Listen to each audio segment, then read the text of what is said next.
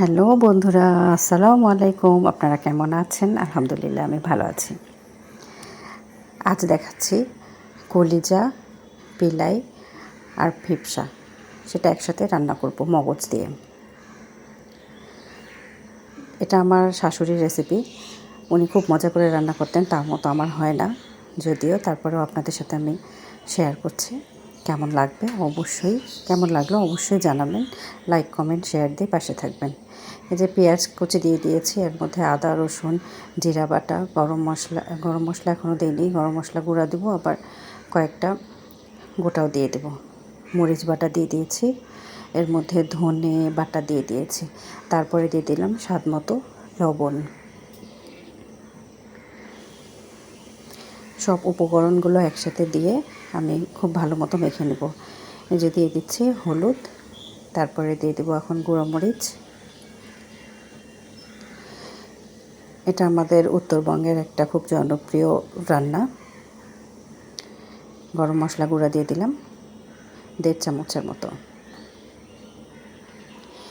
এই রান্নাটা অনেকক্ষণ থেকে কষে কষে রান্না করতে হয়। যত বেশি এটা ভাজা যাবে তত বেশি টেস্ট।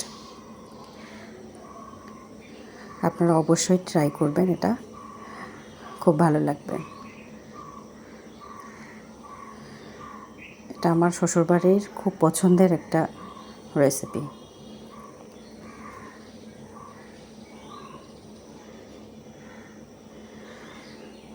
ব্যাস এখন তেল দিয়ে দেবো।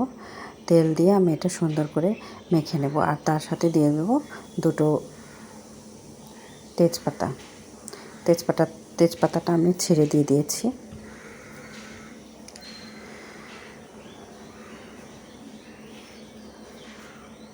তেল দিয়ে দিলাম। তেলটা একটু বেশি দিতে হবে, তাহলে জিনিসটা লেগে যাবে না, মানে রান্নাটা লেগে যাবে না। এখন এটা আমি সুন্দর করে মেখে দিয়ে দেব। মেখে আমি কলিজা, মগজ আর পিলেটা একসাথে ছোট ছোট করে কেটে রেখে দিয়েছি, এটা সব একসাথে মেখে দিয়ে দেব।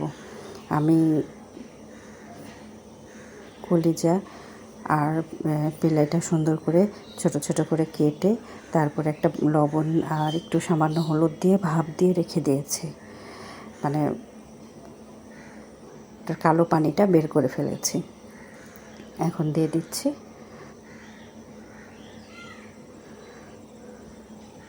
ব্যাস সবগুলো একসাথে দিয়ে আমি এখন মেখে একটু বেশি করে পানি দিয়ে ঢেকে দেব।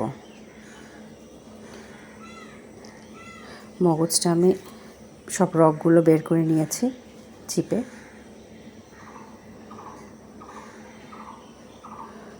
ব্যাস এরকম সুন্দর করে মেখে নিয়ে দেখেন রঙটা খুব সুন্দর এসছে না? আমার তো দেখে খুব ভালো লাগছে যে কালারটাও বেশ সুন্দর এসছে আর মাখাটাও বেশ ভালো হচ্ছে। এখন মেখে নিয়ে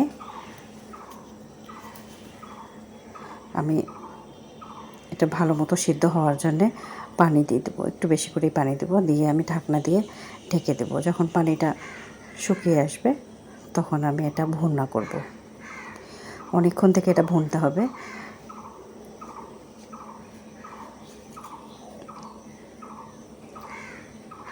ব্যাস ঢেকে দিলাম পানিটা শুকা পর্যন্ত। এই যে প্রায় পানিটা শুকিয়ে এসছে, তেলের উপর হয়ে আসছে। এখন আমি এটা খুব ভালো মতো কষবো। কষতে কষতে সামান্য কিছুক্ষণ পানি দিব, আবার কষবো, সামান্য কিছুটা পানি দিব, আবার কষবো, এরকম করে প্রায় 2-3 বার পানি দিয়ে দিয়ে কষবো, তাহলে তার গন্ধটা মরে যাবে।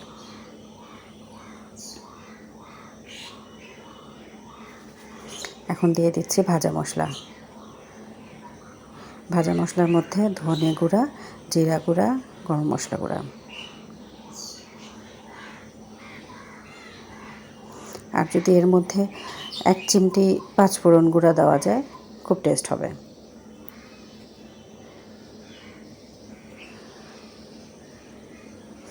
ব্যাস দিয়ে দিলাম। এখন আরও কিছুক্ষণ কষবো।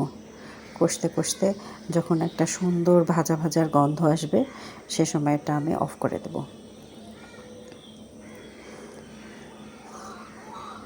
এটা আপনারা কে কেমন করে খান আমি জানি না, তবে এভাবেই আমি রান্না করি, আর এভাবেই সবারই খুব পছন্দ, মানে আমাদের বাড়ির সবার খুব পছন্দ, বাচ্চা বয়স্ক সবাই খুব খেতে ভালোবাসে এটা।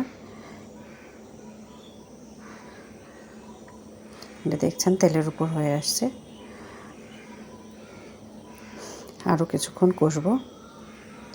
এটা কষতে কষতে একদম লাল হয়ে আসবে।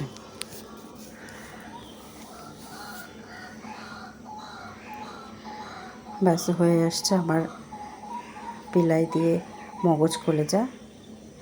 এটা আপনারা ট্রাই করবেন, লাইক কমেন্ট শেয়ার দিয়ে অবশ্যই আমার পাশে থাকবেন। কে কোথা থেকে দেখছেন জানাবেন, খুব খুশি হব।